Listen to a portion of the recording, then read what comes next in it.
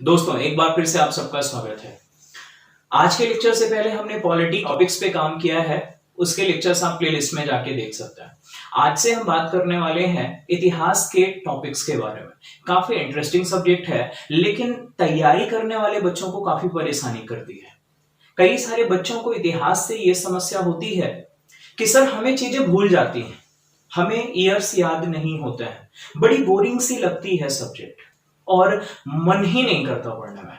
तो आज हम उसी सब्जेक्ट को लेके आए हैं और यकीन मानिए ये सब्जेक्ट आपके लिए काफी इंटरेस्टिंग हो जाएगी और सब्जेक्ट भूल पाना आपके लिए काफी कठिन हो जाएगा। आप लोगों से एक गुजारिश है कि आपको लेक्चर में या कंटेंट में अगर कोई भी चीज लगती है कि अगर ये चीज और ऐड हो जाए तो हमारी तैयारी और बेहतर हो जाए, तो आप कमेंट के माध्यम से अपना सुझाव दे सकते हैं। कुछ हमारे दोस्त डिसलाइक के माध्यम से अपना सुझाव देते हैं, तो आप डिसलाइक की जगह पर अगर कमेंट के माध्यम से सुझाव देंगे तो बेहतर होगा और बेहतर कंटेंट हम आपके बीच में लेके आ पाएंगे। चलिए तो स्टार्ट करते हैं आज के लेक्चर को। तो इस विषय को पढ़ने से पहले एक मेरा स्टेटमेंट आप ध्यान रखेंगे। हम हमेशा कहते हैं history is always written by winners. इतिहास हमेशा विजेताओं के द्वारा लिखा जाता है। यही कारण है कि इतिहास में क्या सच्चाई है, क्या सच्चाई नहीं है, आप भावनाओं में बहने की जगह पर आपको वो पढ़ना है जो आपके सिलेबस में है। पहली बात। दूसरी बात ये कि अगर आप किसी कॉम्पिटिटिव एग्जाम में जाते हैं तो आपके ज्ञान से नहीं, देखिए अगर हम जीएस के किसी भी सब्जेक्ट की बात करें, सब्जेक्ट में काफी गहराई है और उन विषय में पीएचडीज भी होती है। इंपॉर्टेंट ये है, हमें ये पता होना चाहिए हमें क्या पढ़ना है और क्या छोड़ना है, किस स्तर की परीक्षा के लिए हमें क्या जानना जरूरी है और क्या जानना नहीं जरूरी है। तो आज के लेक्चर में हम बात करने वाले हैं, अगर हम इतिहास बोलते हैं तो इतिहास की पूरी जानकारी, क्या पढ़ना है, कैसे पढ़ना है, क्या चुनौतियां आती हैं, किस बुक से पढ़ना है, कैसे कैसे हमारा ये मॉड्यूल आगे बढ़ने वाला है, किन किन टॉपिक्स पर हम काम करने वाले हैं और कैसे हम ज्यादा से ज्यादा अच्छे अंक लेके आने वाले हैं। चलिए तो बात करते हैं। सबसे पहले हम जानते हैं आखिर इतिहास है क्या। हम किसी विषय को पढ़ें और जाने ना वो क्या है तो फिर पढ़ पाना ही संभव नहीं। बीती हुई घटनाओं का क्रमबद्ध, ध्यान रखेंगे, बीती हुई घटनाओं का क्रमबद्ध, सार्थक एवं सुसंबद्ध अध्ययन। तीन शब्द आपको ध्यान रखना है। पहली चीज ये कि घटनाओं का अध्ययन क्रम के अनुसार होना चाहिए। दूसरी बात क्या, ऑथेंटिसिटी होनी चाहिए, मतलब जो घटनाएं आप पढ़ रहे हैं उनकी सार्थकता होनी चाहिए और वो सुसंबद्ध होने चाहिए, मतलब जो घटनाएं हैं उनकी तार्किकता होनी चाहिए। तो हमने जाना बीती हुई घटनाओं के व्यवस्थित, सार्थक और सुसंबद्ध अध्ययन को इतिहास कहते हैं। अब जानते हैं क्या इतिहास एक प्रकार का विज्ञान है। जब हम ज्योग्राफी पढ़ते हैं हम कहते हैं ज्योग्राफी इज अ साइंस। कहां बारिश होनी है, कैसी मिट्टी होगी, कैसी फसल होगी, ये सारी चीजें नेचर से ज्यादा साइंस पे डिपेंड करता है। तो क्या इतिहास विज्ञान है? जवाब मिलेगा नहीं। तो दूसरा सवाल आएगा, क्या इतिहास काल्पनिक क्षेत्र है जहां हम अच्छी अच्छी कहानियां जैसे महाभारत जैसे घटनाक्रम क्या हमने अपनी कल्पना के आधार पर लिख दिए हैं? क्या हमने सिर्फ ऐसा इमेजिन किया कि ऐसा कुछ रहा होगा और ऐसा लिख दिया? तो दिमाग में एक बात ये आती है, क्या इतिहास काल्पनिक क्षेत्र है? जवाब है नहीं। तो क्या सर ये एक प्रकार का साहित्य है, अच्छी अच्छी कहानियां और उनका निचोड़ लिख दिया गया है? बिल्कुल नहीं। तो सर बता दो आखिर इतिहास है क्या? तो इतिहास विज्ञान, काल्पनिक क्षेत्र और साहित्यिक क्षेत्र का, साहित्यिक दर्शन का एक सम्मिश्रण है, तीनों का एक कॉम्बो पैक। कई घटनाएं हैं या कई ऐसे तथ्य हैं जो विज्ञान से जुड़ते हैं, कई ऐसी घटनाएं हैं जो काल्पनिक क्षेत्र से जुड़ती हैं, कई ऐसी घटनाएं हैं जिनमें साहित्यिक दर्शन के प्रमाण मिलते हैं। तो हम कह सकते हैं इतिहास एक ऐसा विषय है जो विज्ञान, काल्पनिक क्षेत्र और साहित्यिक दर्शन का एक सम्मिश्रित परिणाम है। तो अभी हमने जाना इतिहास क्या है और इतिहास में हम क्या देखते हैं। अब जब हम इस विषय की बात करते हैं, हर विषय में कोई ना कोई गॉड फादर होता है जिसे हम उस सब्जेक्ट के फादर के नाम से जानते हैं। तो ये एग्जाम में क्वेश्चन भी पूछा गया है, आप ध्यान रखेंगे, फादर ऑफ हिस्ट्री हेरोडोटस। क्या ध्यान रखना है? Herodotus is known as father of history. अब जानते हैं थोड़ा सा इनके बारे में। पहला वर्ड तो आपको यह जानना है कि जो हिस्ट्री वर्ड है ये एक ग्रीक भाषा का शब्द है। हिस्ट्री ग्रीक भाषा का एक शब्द है और कहां से निकल कर आया है, क्योंकि ये जो हेरोडोटस है ये ग्रीक से संबंध रखते हैं। यही कारण है कि हिस्ट्री जो है वो ग्रीक भाषा का शब्द है और हेरोडोटस वो भी ग्रीक से संबंध रखते हैं, जिन्हें फादर ऑफ हिस्ट्री के नाम से जाना जाता है। अब हम जानते हैं इतिहास का आधार क्या है। इतिहास में जो कुछ भी हम पढ़ते हैं आखिर उनका आधार क्या है, किस आधार पर हम कहते हैं कि ऐसा कभी कुछ हुआ था। बड़ा दिलचस्प है, आज से लगभग 4000 साल पहले की बात हम बोलते हैं कि ऐसा लोग करते रहे होंगे, ऐसा हुआ था, यह घटना हुई थी। कई बार हमारा दिल और दिमाग मानता नहीं है, लेकिन हिस्टोरियंस बड़े दावे के साथ कहते हैं। तो हम जानते हैं कि इतिहास की इन घटनाओं के पीछे आधार क्या है, क्या दावे हैं कि वो इसकी ऑथेंटिसिटी पर बात करता है। पहला आधार है घटना स्थल से प्राप्त अवशेष। मतलब अगर कहीं पर ये घटनाएं हुई हैं, आपने सुना होगा जो आर्कोलॉजिस्ट होते हैं, पुरातत्ववेत्ता जो होते हैं, वो भूमि का जो है अध्ययन करते हैं। भूमि का अध्ययन नहीं, बेसिकली कई ऐसे स्थान होते हैं उनकी खुदाई होती है और खुदाई के बाद आपने कुछ मूवीज में भी देखा होगा मेटल या वहां से कुछ चीजें प्राप्त होती है, उनकी पॉलिशिंग की जाती है, उनकी जो है स्टडी की जाती है और कंक्लूजन्स निकाले जाते हैं कि ये कितने साल पहले की मूर्ति है या कितने साल पहले यहां पर क्या रहा होगा। तो सबसे पहला आधार जिसे माना जाता है वो है घटना स्थल से प्राप्त अवशेष। और कैसे जानकारी मिलती है, जैसे समझिए, अगर हमें पंडित नेहरू के बारे में जानना है तो उस काल में इतिहासकारों ने कुछ किताबें लिखी थी, मतलब कुछ ना कुछ उस समय का साहित्य है। तो उस समय के साहित्य के अध्ययन से हमें यह पता चलता है कि उस समय क्या घटनाएं हुई। और अगर हम सबसे पहले इंडियन हिस्ट्री की बात करते हैं तो हमें क्या मिलता है, वेदांस, यानी वेदों को पढ़कर हमें यह पता चलता है कि उस समय क्या होता था। अब और आधार क्या है, आपने सुना होगा अशोक के शिलालेख, मतलब चट्टानों पर, बड़ी बड़ी चट्टानों पर कुछ संदेश लिखवाना, तो उसे हम कहते हैं शिलालेख। तो ऐसे कई आधार हैं जिनसे हमें बीते हुए समय के बारे में जानकारी मिलती है।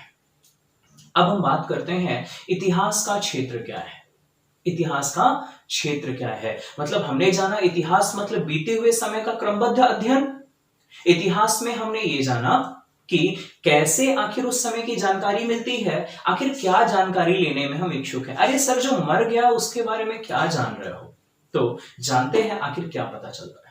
इतिहास का जब हम अध्ययन करते हैं उस समय के धर्म के बारे में हमें जानकारी मिलती है, यानी वहां का धार्मिक परिप्रेक्ष्य कैसा था, रिलीजियस ग्राउंड्स पे। मतलब जैसे आज हम और आप किसी न किसी गॉड पे बिलीव करते हैं, हम अपने गॉड को खुश करने के लिए कुछ ना कुछ रिचुअल्स फॉलो करते हैं, उसी तरह समय के साथ लोगों के बिलीव्स और रिचुअल्स भी डिफरेंट थे। हमारे पूर्वज हैं, हम कई सारी चीजें उनसे ही एक्सेप्ट किए हुए हैं। तो हम ये जानते हैं कि आखिर धार्मिक आधार पर उस समय लोग क्या करते थे। हम ये जानते हैं कि लोगों के सोशल बिलीव्स क्या थे। आज का समाज अलग है, आपके दादाजी के समय का समाज अलग था, उनकी मान्यताएं अलग थी, समाज की रूपरेखा अलग थी, लोगों का जुड़ाव अलग था, लोगों का पहनावा अलग था। मतलब समाज किस प्रकार से किस समय में कैसा बदला है, हम ये उस समय से जानकारी प्राप्त करते हैं। इसके अलावा इतिहास का एक सबसे बड़ा पक्ष होता है सैन्य व्यवस्था।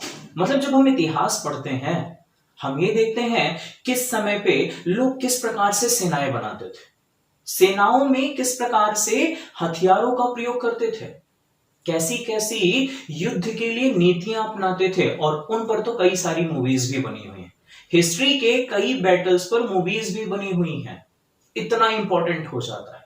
कई बैटल तो ऐसे हुए हैं जो हिस्ट्री चेंजिंग मूवमेंट है। जब हम हिस्ट्री में आगे बढ़ेंगे तो आपको सारी चीजें समझ में आनी शुरू हो जाएंगे। हमें क्या पता चलता है? सांस्कृतिक पक्ष पता चलता है। सांस्कृतिक पक्ष का मतलब ज्ञान का क्या स्तर था, ज्ञान के क्या स्रोत थे, कला, साहित्य, संगीत, इनकी क्या रूपरेखा थी उस समय में, मतलब जिस समय की हम बात करेंगे।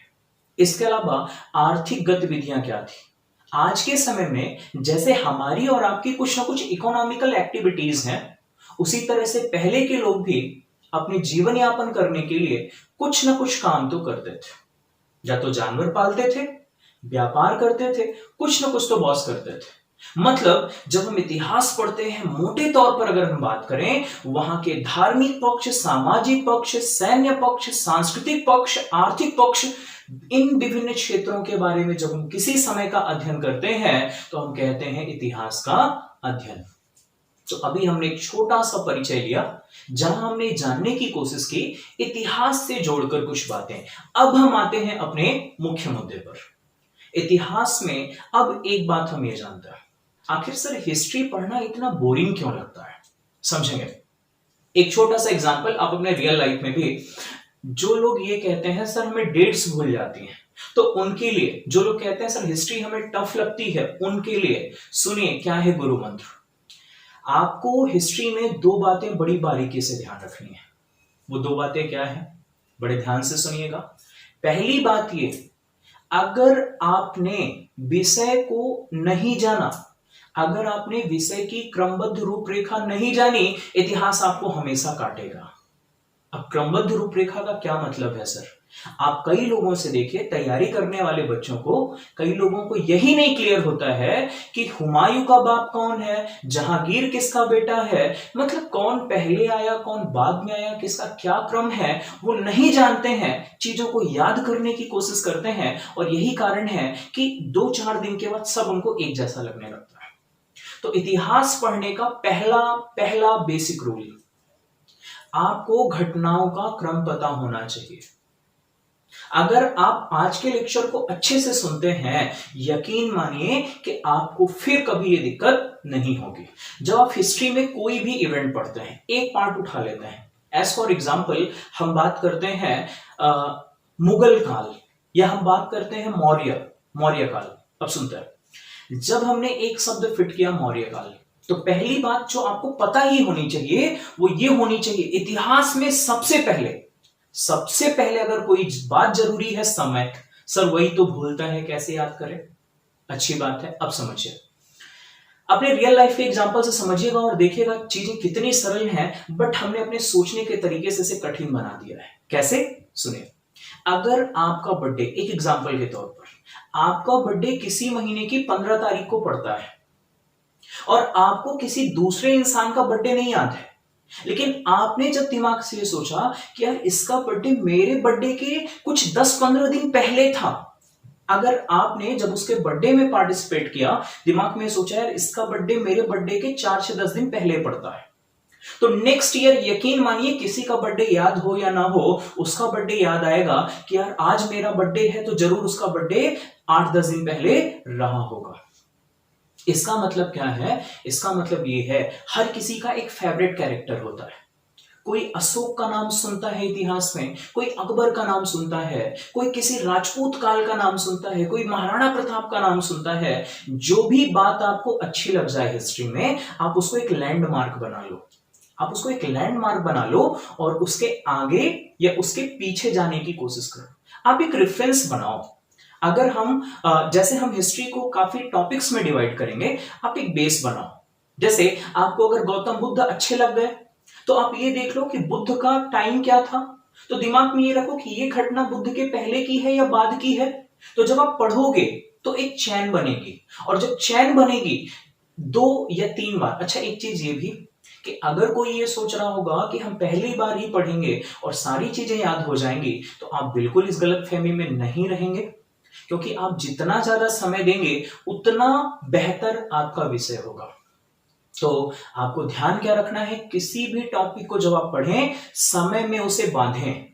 समय में शुरू में बांध पाने में अगर कठिनाई है तो किसी घटना से जोड़ें कि उस घटना के पहले है कि उस घटना के बाद में है। दूसरी चीज, जितना ही तगड़ा आपका इमेजिनेशन होगा उतना ही आपको इतिहास पढ़ने में मजा आएगा। सर ये क्या बोल गए आप, समझ नहीं आया?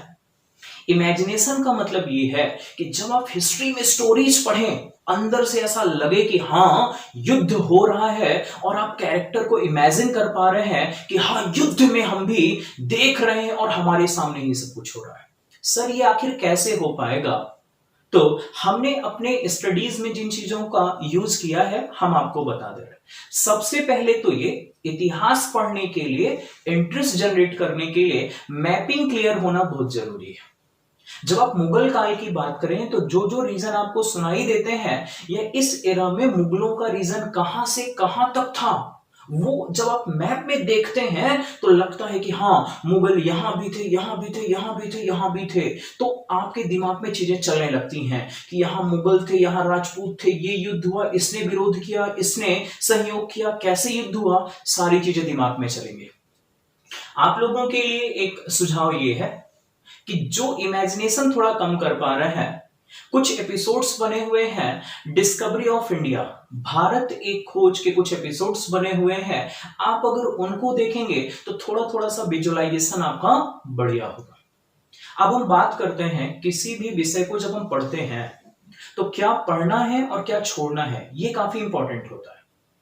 क्योंकि अगर आप इतिहास जैसे विषय में डीपर इंटर कर जाता है तो एक एक टॉपिक पर चार चार राइटर्स ने किताब लिखी है, तो आपको यह जानना है कि आपको क्या क्या पढ़ लेना है और क्या क्या छोड़ देना है। अब हम आ जाते हैं इतिहास के अध्ययन पर। दो बातें आप जब भी पढ़ाई करें इतिहास की ध्यान रखेंगे, बिल्कुल बच्चों लिख लेंगे, कहीं नोट कर लेंगे। पहली चीज ये, टाइम क्लियर होना मस्ट है, और दूसरी बात ये मैपिंग क्लियर होना मस्ट है कि हम जिनकी बात कर रहे हैं उनका संबंध भारत के किस भाग से है। चलिए, तो इतिहास में आप सबका स्वागत है। सबसे पहली बात आपको पता होनी चाहिए, जब हम हिस्ट्री में देखते हैं तो ईयर को रिप्रेजेंट करने के लिए दो शब्द मिलता है। एक आपको मिलता है एडी और दूसरा आपको मिलता है बीसी। इसका आधार क्या है? अगर हम दुनिया के विस्तृत अध्ययन की बात करता है या हम दुनिया को जोड़ने वालों की बात करता है तो आपको यह बात पता होनी चाहिए, इतिहास का प्रारंभ तो एशिया से मिलता है, लेकिन इतिहास का क्रमबद्ध अध्ययन या इतिहास का विस्तृत अध्ययन करने का श्रेय जाता है यूरोप वासियों को। यूरोप ने ही दुनिया के अलग अलग भागों की खोज की और उन घटनाओं का अध्ययन किया। तो आपको ध्यान रखना है, यूरोप में क्रिश्चियनिटी इंपैक्टफुल है और क्रिश्चियनिटी में जो गॉड है ईसा मसीह। तो इन क्रिश्चियन लोगों ने क्या किया, जो अपना कैलेंडर बनाया उस कैलेंडर में उन्होंने रेफरेंस बनाया जीसस क्राइस्ट के बर्थ को। तो उन्होंने जब जीसस के बर्थ को अपना रेफरेंस पॉइंट बनाया तो उसके पहले जो इवेंट हुए, मतलब ईसा के जन्म के पहले जो घटनाएं हुई, उन्होंने बोल दिया ये ईसा पूर्व है, और इसी को उन्होंने बोला BC, before the birth of Christ या बिफोर क्राइस्ट। ईसा के जन्म के पहले जो भी हुआ उसे उन्होंने बीसी से रिप्रेजेंट किया। और ईसा के जन्म के बाद यानी ईसा के टाइम में जो घटनाएं हुई उन्होंने बोला एडी। कुछ लोग इसको ऐसा समझ लेते हैं आफ्टर डेथ, तो इस गलतफहमी से बाहर निकलेंगे। एडी का फुल फॉर्म होता है एनो डोमिनो। इसे सामान्य शब्दों में आप कह सकते हैं the contemporary time of Jesus, मतलब ईसा का समकालीन समय। मतलब ऐसी घटनाएं जो ईसा के जन्म के बाद हुई हैं उन्हें हमने बोला एडी। तो उम्मीद करते हैं अब बीसी और एडी शब्द का डिफरेंस आपको समझ में आ गया होगा। जब आप बुक में देखेंगे तो दो ही वर्ड मिलेंगे टाइम को रिप्रेजेंट करने के लिए, या तो बोला जाएगा ईसा पूर्व या तो बोला जाएगा ईसवी। ईसा पूर्व का मतलब बीसी, ईसवी का मतलब एडी। चलिए अब आते हैं इतिहास में। हमने इतिहास को 3 भागों में बांटा है। किन आधारों पर बांटा है? किन आधारों पर बांटा है? मानव को प्राप्त ज्ञान के आधार पर। कैसा ज्ञान सर? सुनते हैं। 3 डिफरेंट एरा समझिएगा। एक को हमने बोला प्रागैतिहासिक काल। प्रागैतिहासिक काल टफ लग रहा है वर्ड, ठीक है, सुनेंगे। है क्या? इसे हम कहते हैं pre historic era. Pre historic era समझते हैं क्या है? जब हम इंसानों की बात करते हैं तो हम ये देखते हैं इंसान जैसा आज है पहले ऐसा नहीं था। ना तो इंसान को खाने की समझ थी, ना तो रहने की समझ थी, ना घर बनाने की समझ थी, लिखना पढ़ना तो दूर की बात। तो उस इंसान के बारे में भी हम कुछ ना कुछ बताते हैं। इंसान ऐसा था, ये करता था, वो करता था। मतलब बीते हुए समय की वो घटनाएं जिनके विषय में हमें कोई लिखित साक्ष्य नहीं प्राप्त है, मतलब हमें कोई रिटन एविडेंसेस नहीं है, या ऐसा काल, इतिहास का वह कालखंड जब मनुष्य को लिखने पढ़ने की समझ नहीं थी, उसे हम प्री हिस्टोरिक एरा कहते हैं, उसे हम प्रागैतिहासिक काल कहते हैं। अगर हम इंडियन हिस्ट्री में बात करें, जिसे हम कहते हैं स्टोन एज, पाषाण काल, या जिन्हें आप कहते हैं आदि मानवों का काल, उसे हम कहते हैं प्री हिस्टोरिक एरा या प्रागैतिहासिक काल। उम्मीद करते हैं यह शब्द समझ में आ गया होगा। दूसरा शब्द होता है आद्य ऐतिहासिक काल। सर ये क्या है? इसे कहते हैं प्रोटो हिस्टोरिक एरा। अब जानते हैं ये क्या है। एक ऐसा फेज आया जब इंसान ने कुछ ना कुछ लिखना तो सीख लिया था। अब जैसे समझिए, अगर हमने कुछ लिख दिया है या कुछ डिजाइन बना दी है, तो समझेगा वही जिसको पता है इस डिजाइन का मतलब क्या है। मतलब हर लिखावट के पीछे एक स्क्रिप्ट होती है। तो इतिहास में एक ऐसा भी एरा आया कि जब इंसान ने कुछ तो लिखा, लेकिन उस इंसान ने जो लिखा आज का इंसान आज तक नहीं पढ़ पाया है। ऐसा भी हुआ क्या सर? बिल्कुल हुआ, और उसी को हम कहते हैं प्रोटो हिस्टोरिक एरा या आद्य ऐतिहासिक काल। और इंडियन हिस्ट्री में ये एरा है सिंधु घाटी सभ्यता। मतलब जो हड़प्पा सभ्यता है, इस सिंधु घाटी की सभ्यता है, उस समय के लोगों ने कुछ कुछ लिखना तो सीख लिया था, लेकिन उन्होंने जो लिखा है आज तक हम पढ़ नहीं पाए हैं कि उनके इस डिजाइन का, इस सिंबल का क्या मतलब है। इसीलिए हम कहते हैं this time is proto historic era. तो हमने ये जाना कि जब मनुष्य को लिखने पढ़ने की समझ नहीं थी, वह युग कहलाया प्रागैतिहासिक काल। और जब इंसान ने लिखना तो सीख लिया लेकिन पढ़ नहीं पाया, वो ट्रांजिशन फेज था। ट्रांजिशन मतलब इंसान पहले कुछ नहीं जानता था, लिख पढ़ नहीं पाता था, धीरे धीरे लिखना सीख लिया। अभी धीरे धीरे लिखना और पढ़ना दोनों ही चालू हो जाएगा, जिसे हम कहते हैं हिस्टोरिक एरा, और उसी को हम कहते हैं इतिहास। तो अभी हमने 3 शब्दों में डिफरेंस क्लियर किया कि प्रागैतिहासिक क्या है, काल क्या है, आद्य ऐतिहासिक काल क्या है। प्रागैतिहासिक काल में टाइम कौन सा देखते हैं? स्टोन एज देखते हैं। आद्य ऐतिहासिक काल में टाइम क्या देखते हैं? इंडस वैली का टाइम देखते हैं, सिंधु घाटी सभ्यता का टाइम देखते हैं। और इतिहास को अब हम बांटते हैं। अच्छा, अब हम जानते हैं कि हमारी परीक्षाओं के लिए इतिहास कितना जरूरी है। आप किसी भी कॉम्पिटिटिव एग्जाम में जाएंगे, हिस्ट्री के क्वेश्चंस आपको मिलने ही मिलने हैं। तो हिस्ट्री को भी हम 3 सब्जेक्ट में डिवाइड करेंगे। मतलब बाकी के टीचर्स क्या करते हैं मुझे नहीं पता, हर किसी का अपना एक अलग यूनिक वे होता है। इतिहास नहीं बदलेगा किसी के लिए, मेरे लिए इतिहास नहीं बदलेगा, या किसी और टीचर के लिए इतिहास नहीं बदलेगा। हम उसको किस तरीके से ऑर्गेनाइज करते हैं वो हमारे और आपके समझने के ऊपर डिपेंड करता है। हिस्ट्री को हम 3 सब्जेक्ट्स में डिवाइड कर देते हैं। देखो जरा, पहला पार्ट हम कहते हैं इंडियन हिस्ट्री, मतलब भारत का इतिहास हम जानते हैं। अब दूसरा पार्ट है वर्ल्ड हिस्ट्री, विश्व का इतिहास। तीसरा पार्ट है आफ्टर इंडिपेंडेंस, स्वतंत्रता के पश्चात भारत का इतिहास। तो 3 अलग अलग सब्जेक्ट्स के तौर पर हम पढ़ सकते हैं। कंपटीशन में क्या इंपॉर्टेंट है सर? अगर हम बात करते हैं इंडियन हिस्ट्री, मस्ट है, पढ़ना है, कोई चॉइस नहीं है। वर्ल्ड हिस्ट्री क्या सर पढ़ें? थोड़ी बहुत घटनाएं आपको पता होनी चाहिए। पुनर्जागरण काल क्या है, अमेरिकी क्रांति के बारे में थोड़ा सा इंग्लैंड की क्रांति के बारे में, थोड़ा सा वर्ल्ड वॉर के बारे में, first world war, second world war, इन कुछ घटनाओं के बारे में कुछ कुछ बातें पता होनी चाहिए। स्वतंत्र भारत का इतिहास पता होना चाहिए क्या सर? बिल्कुल पता होना चाहिए, क्योंकि आप इंडिया के एक पढ़े लिखे नागरिक हो तो आपको पता होना चाहिए आजादी के बाद हमारे देश ने कैसे कैसे विकास किया। अलग अलग जो प्राइम मिनिस्टर्स हुए उनके काल में कौन कौन सी समस्याएं आई और उन्होंने उस समस्या का समाधान कैसे निकाला। तो ये सारी ही चीजें आपको आफ्टर इंडिपेंडेंस यानी पोस्ट इंडिपेंडेंस हिस्ट्री में पढ़ना है। अब हम देखते हैं हमारे जो टॉपिक्स हैं, एक बड़ा रोल है वो है इंडियन हिस्ट्री का। तो इंडियन हिस्ट्री को हमने 3 सेगमेंट्स में डिवाइड किया है। सर आखिर इस डिवीजन का बेसिस क्या है? इतिहास में कुछ कुछ घटनाओं को लाइफ टर्निंग मोमेंट माना गया है। जैसे अगर हम क्रिकेट के लाइफ टर्निंग मोमेंट की बात करते हैं, अगर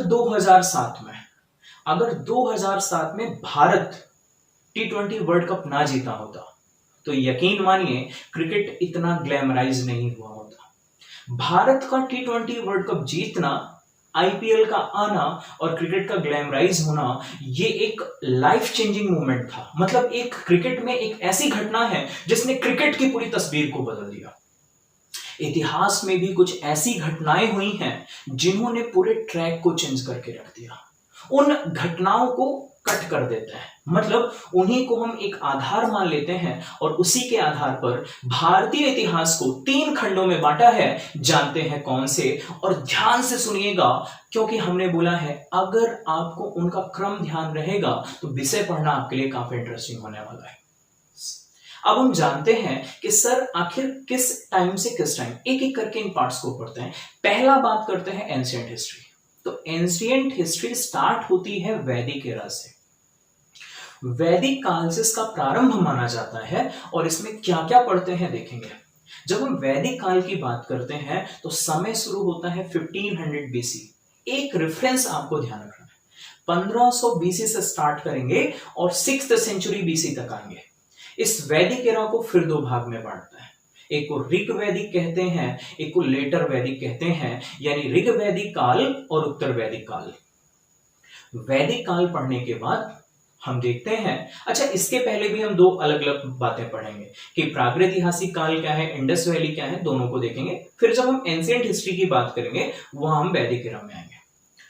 वैदिक काल के बाद हम देखेंगे कि भारत में राजनीतिक अलगाव होता है, या आप कह सकते हैं कि लोगों में राजनीतिक जुड़ाव होता है, अलगाव नहीं, राजनीतिक जुड़ाव होता है, बड़े बड़े क्षेत्रों का बनना शुरू होता है और इस दौर को कहते हैं महाजनपद काल।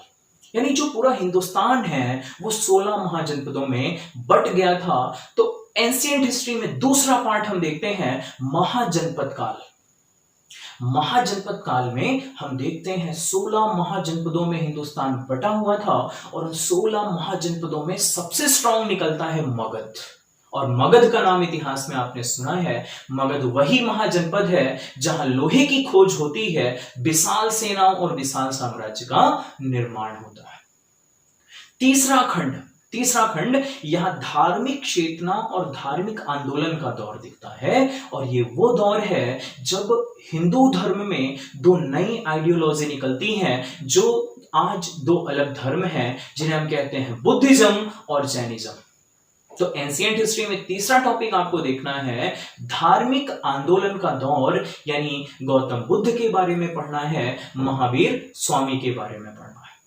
इसके साथ ही हम देखते हैं मगध का उदय हो चुका था और मगध में एक विशाल साम्राज्य बनता है जिसे हम कहते हैं मौर्य साम्राज्य।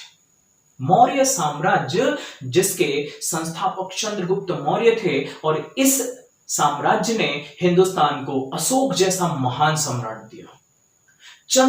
मौर्य साम्राज्य के पश्चात हम देखते हैं जब मौर्यों का पतन होता है तो भारत में विदेशी आक्रमण भी चालू हो जाता है। हालांकि चंद्रगुप्त मौर्य के काल में भी हमें विदेशी आक्रमण दिखता है और इससे पहले भी दिखता है, लेकिन मौर्य शासकों के पतन का जो दौर रहा उसके बाद भारत में क्रमिक विदेशी आक्रमण चालू हो जाते हैं और कई राजवंश दिखते हैं। इस दौर को हम कहते हैं मौर्योत्तर काल, यानी मौर्यों का उत्तर, यानी मौर्यों के पतन के बाद जो दौर आया मौर्योत्तर काल। 5 भाग देख लिया, वैदिक काल है, महाजनपद काल है, बुद्धिज्म जैनिज्म देख लिया, मौर्य काल देख लिया, मौर्योत्तर काल देख लिया। जब मौर्योत्तर काल समाप्त होता है तो भारत में भारत में कला और साहित्य का स्वर्ण युग शुरू होता है, जिसे हम कहते हैं गुप्त काल, और गुप्तों के पतन के बाद शुरू होता है गुप्तोत्तर काल। और गुप्तोत्तर काल ने भारत को हर्षवर्धन जैसा महान शासक दिया। और गुप्तोत्तर काल जब शुरू होता है, गुप्तोत्तर काल जब समाप्त होता है, तो भारत में जो दौर आता है उसे कहते हैं पूर्व मध्यकाल, मतलब मध्यकाल की शुरुआत के पहले की कुछ घटनाएं, और इसे आप संक्षेप में कह सकते हैं राजपूत काल, जिसमें हम चौहान, चालुक्य, परमार, प्रतिहार, कई सारे राजपूत शासक, उनके बारे में कई सारी बातों को पढ़ने वाले हैं। तो इस तरीके से आप अगर एंशिएंट हिस्ट्री को मेजर ग्रुप्स में रखना चाहते हैं, 8 टॉपिक, देखिए याद करना कितना सरल है। पहले वेद है, महाजनपद है, जैन है और बौद्ध है, फिर मौर्य है तो मौर्योत्तर है, गुप्त है तो गुप्तोत्तर है, और मध्यकाल शुरू होने वाला है तो पूर्व मध्यकाल। उम्मीद करते हैं 8 खंड आपको मौखिक याद हो गए होंगे, कभी नहीं भूलेंगे। आगे बढ़ता है, हम बात करते हैं मध्यकालीन इतिहास। मध्यकालीन इतिहास, जब हम मेडाइवल हिस्ट्री की बात करते हैं तो यहां पर बाकी के क्या पढ़ाते हैं हमें नहीं पता। मध्यकालीन इतिहास में हम पहले 2 आक्रमणकारियों, अच्छा एक चीज और, हमने आपको बोला कि जब हमने हिस्ट्री का डिवीजन किया है तो हमने ये बोला कि कुछ ऐसे इवेंट्स में हैं जो लाइफ टर्निंग इवेंट्स रहे हैं। इस्लाम, जो मध्य एशिया में काफी तेजी से फैलती हुई आइडियोलॉजी थी, तो इस्लाम का जब भारत में प्रवेश होता है और वो इंटरेस्ट इतना इंपैक्टफुल होता है कि आगे आने वाले 500-700 सालों तक भारत की राजधानी दिल्ली में इस्लाम स्टेट स्थापित होता है, इस्लामी राज्य स्थापित होता है। और उस लाइफ टर्निंग इवेंट को, यानी 712 ईस्वी में मोहम्मद बिन कासिम ने दाहिर को जब हराया, उसी घटना को आधार मानकर इस हिस्ट्री का दूसरा चरण प्रारंभ माना जाता है।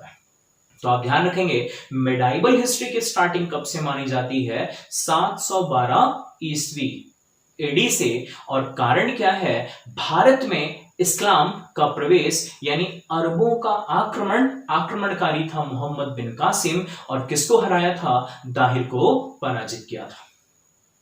2 आक्रमणकारी आपको ध्यान रखने हैं। महमूद गजनवी, आप लोगों ने काफी सारी कहानियां सुनी हैं, सोमनाथ मंदिर पर लूट सुनी है, भारत पर 17 बार आक्रमण सुने हैं, तो यही महमूद गजनवी है। आखिर भारत में क्यों आता है, आक्रमण का उद्देश्य क्या था, हम इसको जानेंगे। गजनवी के बाद एक और शासक आता है जिसने शायद भारत के इतिहास को बदला। इसके पहले भी कई मुस्लिम आक्रमणकारियों ने आक्रमण करने की कोशिश की, लेकिन यह आक्रमण क्यों जरूरी हो जाता है? भारत का इतिहास और भारत के इतिहास में आपसी राजनीतिक संघर्ष।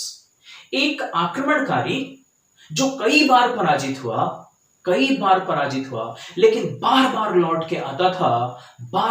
के आता था, जिसका नाम है मोहम्मद गौरी। और ये वही मोहम्मद गौरी है जिसने पृथ्वीराज चौहान से पहली बार बुरी तरीके से पराजित होने के पश्चात दोबारा से लौटकर आया और तराइन के युद्ध में पृथ्वीराज चौहान को पराजित किया, और उसी के गुलाम कुतुबुद्दीन ऐबक ने भारत में दिल्ली सल्तनत की नींव रखी। तो जब हम बात करेंगे मेडाइवल हिस्ट्री की, 2 कैरेक्टर्स जानेंगे, गजनवी और गौरी, और शुरू होता है मेडाइवल हिस्ट्री का कोर एरिया जिसे कहते हैं सल्तनत काल। यानी दिल्ली में अलग अलग सल्तनतों ने शासन किया, और 5 सल्तनत आपको ध्यान रखनी है, 5 सल्तनत ध्यान रखनी है। गुलाम वंश, खिलजी वंश, तुगलक वंश, सैयद वंश, लोधी वंश, ध्यान रखेंगे। अभी 1 मिनट में हम ऑर्डर ध्यान करा देते हैं। पहला जो वंश है वो गौरी के गुलामों ने बनाया, इसलिए बोला गुलाम वंश। दूसरे में ध्यान रखेंगे, हिंदी का दूसरा अल्फाबेट है खा, तो खा से हो जाएगा खिलजी। 2 याद हो गए, पहला गुलाम, दूसरा खिलजी। हिंदी का तीसरा अल्फाबेट है गा, तो गा किस में आता है? तुगलक। गा से तुगलक, ध्यान रखेंगे। लास्ट में कौन आएगा? लास्ट मतलब लोधी, ला, तो लास्ट में है लोधी, तो एक जो बच गया वो चौथा है, यानी सैयद। पहला था गुलाम, दूसरा है खासे खिलजी, तीसरा है गासे तुगलक, लास्ट है लोदी, तो बच गया सैयद। ये 5 ऑर्डर हैं दिल्ली सल्तनत के। तो मेडाइवल हिस्ट्री के 3 टॉपिक्स हमने देख लिए हैं। मेडाइवल हिस्ट्री में जो चौथा टॉपिक, यानी जब दिल्ली सल्तनत समाप्त होती है, जब इब्राहिम लोदी दिल्ली का शासक होता है, उसके काल में इतिहास का एक बड़ा जरूरी युद्ध होता है, एक बड़ा इंपॉर्टेंट बैटल होता है जिसका नाम है पानीपत का प्रथम युद्ध। और ये युद्ध बाबर और इब्राहिम लोदी के बीच में लड़ा गया, जिसने भारत के इतिहास की तस्वीर को बदल दिया और भारत में मुगल काल शुरू हो गया। इसके अलावा, मुगल काल के अलावा, ये एक ऐसा दौर था जब हिंदू धर्म में एक रिफॉर्म हो रहा था, एक धार्मिक आंदोलन चल रहा था, और यही एक रिफॉर्म इस्लामियत में भी चल रहा था। तो इसे हम कहते हैं धार्मिक आंदोलन। यानी यहां हम मीराबाई देखते हैं, यहां हम तुलसीदास देखते हैं, यहां सूरदास देखते हैं, रैदास देखते हैं और गुरु नानक देखते हैं, हम यहां पर रामानंद देखते हैं। कई ऐसे महापुरुष जिन्होंने अपनी आइडियोलॉजी जो है हिंदुत्व के विकास में दी।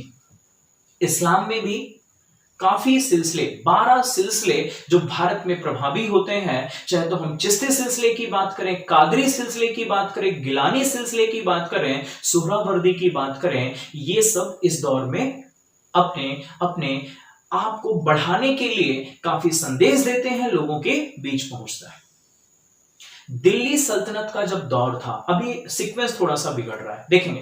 पहले हमने देखा गजनवी, फिर देखा गौरी, दिल्ली सल्तनत। जब दिल्ली सल्तनत था, तुगलक वंश का शासन था, तो दक्षिण भारत में तुगलक का शासन था, मतलब तीसरे। जब तुगलक का शासन था तो दक्षिण भारत में 2 नए राजवंश उभरते हैं। जहां आज कर्नाटक मिलता है, वहां पर विजयनगर डायनेस्टी स्टैब्लिश होती है, और कर्नाटक के ऊपर, यानी जहां आज आपको महाराष्ट्र मिलता है, वहां पर बहमनी साम्राज्य, यानी दक्षिण भारत में विजयनगर और बहमनी साम्राज्य बनते हैं। कब? तुगलक वंश के काल में। तो इस क्रम को ऐसा बनाएंगे, 4 ऑर्डर ध्यान रखेंगे। गजनवी, गौरी, सल्तनत काल के 5 अलग अलग शासक या वंश, और इसके बाद हम देखेंगे विजयनगर और बहमनी। विजयनगर बहमनी के बाद धार्मिक आंदोलन और सूफी मत देखेंगे, यानी 5वां टॉपिक। और 6वें में हम देखेंगे मुगल और मुगलों के साथी, हालांकि थोड़ी बहुत घटनाएं जुड़ती हैं, बट वो आगे से भी जुड़ती हैं, इसीलिए उसको हम मॉडर्न में जोड़ देंगे। यानी मेजर तौर पे आपको 6 टॉपिक्स ध्यान रखने हैं मेडाइवल हिस्ट्री में। एंशिएंट में 8 ध्यान रखने थे, देखते रहेंगे। लास्ट में हम जो 20-22 टॉपिक हैं पूरे क्रम से आपको याद करा देंगे। मेडाइवल के 6 टॉपिक: गजनवी, गौरी, दिल्ली सल्तनत, विजयनगर बहमनी साम्राज्य, धार्मिक आंदोलन, सूफी मत और मुगल काल। अब हम आते हैं सबसे इंपॉर्टेंट रीजन में। यानी अगर हम किसी कॉम्पिटिटिव एग्जाम की बात करते हैं तो सबसे ज्यादा क्वेश्चंस अगर कहीं से फ्रेम होते हैं, वो होते हैं मॉडर्न हिस्ट्री से। और काफी सारे नाम हैं, काफी सारे ईयर हैं, और आप देखते रहेंगे, मजाक बना देंगे हिस्ट्री को, और बड़ा ही मजा आने वाला है। जब हम मॉडर्न हिस्ट्री की बात करते हैं, मॉडर्न हिस्ट्री, अभी हमने बोला एक इवेंट होना चाहिए, एक घटना होनी चाहिए। मॉडर्न नाम से ही समझ में आ रहा है आधुनिकता, नवाचार। तो आखिर ऐसा क्या चेंजेस आए? अलग अलग हिस्टोरियंस का अलग अलग बिलीव है। कुछ हिस्टोरियंस ये कहते हैं जब से भारत में यूरोपियंस आए उसको हम बेसिस मानेंगे, लेकिन हमारी इंडियन गवर्नमेंट क्या मानती है हम उसको मानेंगे। ठीक है। कुछ हिस्टोरियंस कहते हैं 19th सेंचुरी जो थी, यानी 19वीं शताब्दी में भारत में कई सारे नवाचार आए, मतलब कई महापुरुष हुए। राजा राम मोहन राय, दयानंद सरस्वती, स्वामी विवेकानंद, ज्योतिबा फुले, केशव चंद्र सेन, ईश्वर चंद्र विद्यासागर, मतलब काफी ऐसे महापुरुष हुए जिन्होंने भारतीय समाज की कमजोरी और कमियों को दूर करने की बात की, समाज को उठाने की बात की, एक नवाचार की बात की, तो उसको एक आधार माना जाता है। कुछ हिस्टोरियंस कहते हैं, और जो आपको मानना है, मुगल भारत में सेंट्रलाइज पावर थे, यानी पूरे भारत में अगर कोई एक सेंटर पावर थी जिसने पूरे भारत को यूनाइट करके रखा था, सारी रियासतों को कहीं ना कहीं उसकी जो है सल्तनत माननी पड़ी, वो है मुगल काल। और औरंगजेब की मौत के बाद मुगलों के जो भी सूबे थे, उन सूबों ने उनका विरोध कर दिया, अलग अलग स्वतंत्र राज्य बनाने शुरू कर दिए। यही कारण है कि भारत की जो राजनीतिक ताकत है, भारत के जो राजा महाराजा हैं, वो कमजोर पड़ते हैं। और अंग्रेजों ने इस स्थिति का लाभ उठाया और उन्होंने फूट डालो शासन करो की नीति के तहत सारे राज्यों को एक एक करके ब्रिटिश राज्य में शामिल कर लिया। तो मॉडर्न हिस्ट्री का आधार आपको मानना है औरंगजेब के डेथ को, यानी 1707 ईस्वी में औरंगजेब की मृत्यु के पश्चात मुगल साम्राज्य का पतन प्रारंभ हो गया और यहीं से आपके मॉडर्न हिस्ट्री की शुरुआत हो जाती है। मॉडर्न हिस्ट्री में हम सबसे पहले देखेंगे यूरोपियों का भारत में आगमन। अंग्रेज पहले नहीं थे जो भारत में आए, अंग्रेज पहले नहीं थे। पहले कौन थे? पोर्टुगीज थे, पुर्तगाली थे, जो इंडिया में आता है। फिर हम देखते हैं पुर्तगालियों के बाद हमें डच आते हुए दिखते हैं। डचों के बाद हमें एक एक करके 5 यूरोपीय कंपनियां आती हैं और उन्होंने भारत में व्यापार किया। लेकिन अंग्रेजों ने अपने कुटिल नीतियों से, डिप्लोमेटिक पॉलिसीज से धीरे धीरे करके इनके रीजन्स को कैप्चर करना स्टार्ट कर दिया और भारत के ज्यादातर रीजन में कैप्चर कर लिया। तो हम ध्यान रखेंगे यूरोपियों का भारत में आगमन, 5 कौन कौन सी कंट्रीज थी, उनका क्या ऑर्डर था और क्या क्या उनका रोल रहा। यूरोपियों के आगमन के बाद जो मॉडर्न हिस्ट्री का सबसे कोर एरा है, जो लोगों को पढ़ने में बड़ी दिलचस्पी होती है, वो है छोटे छोटे राज्यों का उदय। यानी पहले तो सब मुगल सूबे के अंदर थे। अभी अगर हम इंडिया के मैप को देखें तो यहां पर महाराष्ट्र में आपको दिखता है मराठा साम्राज्य। महाराष्ट्र के जब आप नीचे जाएंगे, महाराष्ट्र के नीचे जाएंगे तो आपको निजाम स्टेट मिलता है। निजाम, जब निजाम के नीचे जाएंगे तो आपको मिलेगा मैसूर। यानी दक्षिण भारत में 3 बड़े राज्य थे जिससे अंग्रेजों को चुनौती मिली। एक तो मराठे, निजाम, मैसूर। और यहां पे बंगाल के नवाब ने भी खुद को स्वतंत्र घोषित कर दिया। अवध के नवाबों ने भी खुद को स्वतंत्र घोषित कर दिया। दिल्ली के निकट जो जमींदार थे, किसान थे, जाटों ने भी भरतपुर को अपना अलग राज्य बना लिया। पंजाब की बात करें तो राजा रणजीत सिंह ने वहां एक अलग सिख स्टेट बना लिया। रुहेलखंड अलग हो गया, बुंदेलखंड अलग हो गया। यानी भारत में छोटे छोटे राज्यों का अस्तित्व प्रारंभ हो गया और यहीं से कंपनी को अवसर मिला कि वो कैसे फूट डालो और शासन करो के तहत इन राज्यों को कमजोर बना सके। यानी मॉडर्न हिस्ट्री में हमने 2 टॉपिक देख लिए हैं। पहला हमने देख लिया है यूरोपीय कंपनियों का भारत में आगमन, दूसरा हमने देख लिया है छोटे छोटे राज्यों का उदय। तीसरे टॉपिक पर आता है। तीसरा टॉपिक हमें देखना है कि सामाजिक एवं नैतिक सुधार आंदोलन। यानी जो 19वीं सदी में भारतीय समाज में जो एक आंदोलन हुआ, सोशल रिफॉर्म हुआ, उसके बारे में हमें पढ़ना है। चाहे तो हम राजा राम मोहन राय की बात करें, चाहे हम ईश्वरचंद विद्यासागर की बात करें, चाहे स्वामी विवेकानंद की बात करें, यहां पर इन महापुरुषों, इनके द्वारा स्थापित संस्थाओं और इनके द्वारा किए गए कामों के बारे में पढ़ना है। इसके बाद जो सबसे बड़ी घटना है वो है 1857 का रिवोल्ट, 1857 की क्रांति। और 1857 की क्रांति के पहले भी अंग्रेजों का जनजातियों ने विद्रोह किया, किसानों ने विद्रोह किया और अंग्रेजी कंपनी को अलग अलग स्तर पर विद्रोह का सामना करना पड़ता है। तो चौथी घटना ध्यान रखेंगे 1857 की क्रांति। 5वीं घटना में ध्यान रखेंगे क्योंकि भारत पे अंग्रेजों ने शासन किया है, तो भारत का जो रीजन रहा है वहां पर हमें उनकी इकोनॉमिक पॉलिसी दिखती है, आर्थिक नीतियां दिखती हैं, उनके जो है रेवेन्यू सिस्टम दिखते हैं। यानी परमानेंट सेटलमेंट क्या था, रैयतवाड़ी सिस्टम क्या था, और मतलब इनका जो भी रेवेन्यू सिस्टम है हमें वो यहां पर दिखता है। तो इसके अलावा हमें क्या दिखता है, अंग्रेजों ने भारत में कानून व्यवस्था लेकर आई, अंग्रेजों ने भारत की शिक्षा प्रणाली में बदलाव किया, अंग्रेजों के काल में ट्रेन आई, पोस्टल चेंजेस हुए, काफी सारी नीतियां आई।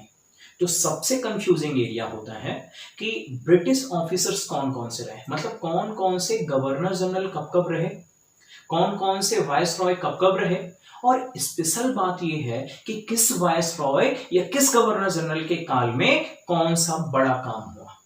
ये बच्चों को काफी कंफ्यूज करता है, तो उसको हम काफी इजी बना देंगे। इसके अलावा अब हम अंतिम चरण पर आ रहे हैं, यानी भारतीय राष्ट्रीय कांग्रेस का गठन 1885।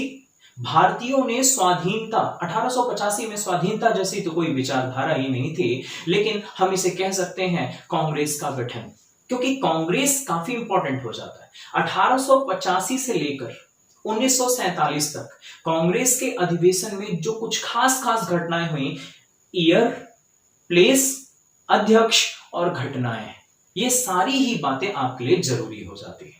और इसके बाद हिंदुस्तान में आगमन होता है महात्मा गांधी का, यानी एक नया एरा स्टार्ट होता है जिसे हम कहते हैं गांधीयन एरा। और 1915 के बाद, यानी महात्मा गांधी के भारत आगमन के बाद एक नया एरा शुरू होता है। और तब से लेकर भारत की आजादी तक क्या क्या राष्ट्रीय आंदोलन हुए, क्या क्या घटनाएं हुई, क्या नरम दल था, क्या गरम दल था, सारी चीजों के बारे में हम डिटेल में जानेंगे। यानी अभी हम मॉडर्न हिस्ट्री को डिवाइड करते हैं। सबसे पहले हम क्या देखेंगे, यूरोपीय कंपनियों का भारत में आगमन, फिर हम देखेंगे छोटे छोटे राज्यों का उदय, फिर हम देखने वाले हैं, फिर तीसरे क्रम में हम देखने वाले हैं कि 19वीं सदी में धार्मिक एवं सामाजिक सुधार, और उसके बाद हम देखेंगे 1857 की क्रांति, कांग्रेस का गठन, और लास्ट में हम क्या देखेंगे, गांधीयन एरा। यानी 6 टॉपिक हमने यहां पर रखे, 8 टॉपिक एंशिएंट में, 6 टॉपिक मेडाइवल में, 6 टॉपिक मॉडर्न हिस्ट्री में। तो हिस्ट्री जब हम स्टार्ट करेंगे सारे टॉपिक्स को पार्ट, मतलब इन्हीं हम 8, 6, 14, 6, 20 टॉपिक्स पर काम करेंगे, और कुछ लेक्चर्स हम आपको दे देंगे पोस्ट इंडिपेंडेंस हिस्ट्री में। साथ में हम एक क्रिएटिविटी ये करने वाले हैं कि जो टॉपिक हम डिस्कस करेंगे उस टॉपिक पर प्रीवियस ईयर एग्जाम में जो भी क्वेश्चंस आए हैं, कुछ दोस्तों के सुझाव थे कि आप टॉपिक के साथ क्वेश्चन भी ऐड कर दें तो मजा आ जाएगा। तो हम चाहते हैं आप भी ऐसे जो है कीमती सुझाव हमें कमेंट के माध्यम से देते रहा करें। तो हम हिस्ट्री के लेक्चर्स में जो टॉपिक एक्सप्लेन करेंगे उनके क्वेश्चंस भी साथ ही साथ ऐड कर देंगे, तो आपको ये भी समझ में आएगा कि इस टॉपिक से कैसे क्वेश्चंस क्रिएट होता है। चलिए देखते हैं 2 मिनट के अंदर आज जो हमने बातें डिस्कस की, मात्र 2 मिनट में समेट के रख देंगे। सबसे पहले हमने जाना इतिहास क्या है, हमने 3 शब्द बोले, व्यवस्थित होना चाहिए, सार्थक होना चाहिए, सुसंबद्ध अध्ययन होना चाहिए। इतिहास विज्ञान, काल्पनिक क्षेत्र एवं साहित्यिक दर्शन का एक सम्मिश्रण है। इतिहास के पिता हैं हेरोडोटस, और हेरोडोटस कहां के हैं, ग्रीक क्षेत्र से संबंध रखता है। इतिहास का आधार क्या है, इतिहास का आधार है घटना स्थल के अवशेष, लिखित साक्ष्य एवं शिलालेख। इतिहास के क्षेत्र क्या है, यहां हम बात करते हैं सैन्य व्यवस्था की, आर्थिक व्यवस्था की, सामाजिक व्यवस्था की, सांस्कृतिक व्यवस्था की, और आर्थिक, सामाजिक, सांस्कृतिक और धार्मिक क्षेत्र की बात करता है। इतिहास को हमने 3 विषय में डिवाइड किया है। इतिहास को 3 विषय में डिवाइड किया है, भारतीय इतिहास, स्वतंत्रता के पश्चात इतिहास और विश्व इतिहास। प्रागैतिहासिक काल जब इंसान को लिखने पढ़ने की समझ नहीं थी, आद्य ऐतिहासिक काल इंसान ने लिखना तो सीख लिया लेकिन उसका अध्ययन नहीं कर पाया। भारतीय इतिहास का वर्गीकरण 3 भाग में, प्राचीन, मध्यकालीन, आधुनिक। डिवीजन का आधार है भारत में इस्लाम का आगमन। प्राचीन और मध्यकालीन में भारत में इस्लाम का आगमन 712 ईस्वी में। मध्यकालीन और मॉडर्न में औरंगजेब की मृत्यु 1707। प्राचीन इतिहास में हमने 8 टॉपिक बोले। पहला हमने बोला वैदिक काल, वैदिक काल के बाद हमने बोला, वैदिक काल के बाद हम पढ़ते हैं महाजनपद काल, महाजनपद काल के बाद तीसरा टॉपिक हम देखते हैं बुद्धिज्म और जैनिज्म, चौथा टॉपिक हम देखते हैं मौर्य, तो फिर 5वां मौर्योत्तर, 6वां गुप्त, 7वां गुप्तोत्तर, 8वां पूर्व मध्यकाल या राजपूत काल हम देखते हैं। सबसे पहले गजनवी दूसरा गौरी, तीसरा सल्तनत काल में ही बना विजयनगर और बहमनी, और फिर हमने देखा धार्मिक सुधार या धार्मिक आंदोलन और सूफी मत, और छठवें में हमने देखा मुगल काल। मॉडर्न हिस्ट्री में 6 टॉपिक्स देखते हैं। हमने देखा यूरोपियों का भारत में आगमन, हमने इसके बाद देखा छोटे छोटे राज्यों का उदय, इसके बाद हमने देखा छोटे छोटे राज्यों के उदय के बाद हमने देखा 19वीं सदी में सामाजिक एवं धार्मिक सुधार, फिर चौथा टॉपिक 1857 की क्रांति, कांग्रेस का गठन और गांधीयन युग। तो इस प्रकार से पूरी हिस्ट्री हम पार्ट्स में डिवाइड करके एक एक करके बेहतरीन तरीके से पढ़ने वाले हैं। तो जिनके भी कुछ सुझाव हैं, कुछ आप बेहतर सलाह देना चाहते हैं, तो डिसलाइक से बेहतर होगा कि आप कमेंट के माध्यम से अपनी राय हम तक पहुंचाएं। आज के लिए इतना ही। अगले लेक्चर में हम बात करेंगे किसी पर्टिकुलर टॉपिक पर। धन्यवाद।